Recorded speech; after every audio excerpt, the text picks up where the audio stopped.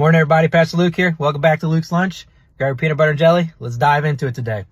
Revelation chapter 1, verse 3 is a three-part blessing on the book of Revelation. It's blessed the one who reads the book prophecy, blesses the one who hears the prophecy, and blesses the one who keeps the words of this book. And while, yes, this is specifically a blessing on Revelation, the book itself, the rest of Scripture as well, it becomes effective when we put it into practice in our life.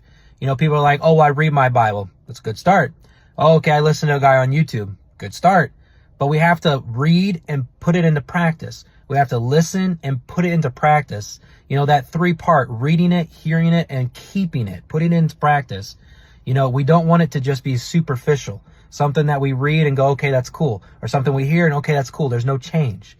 Show people how Scripture and God has changed your life by putting into practice what you hear and what you read. I love you guys. Stay strong.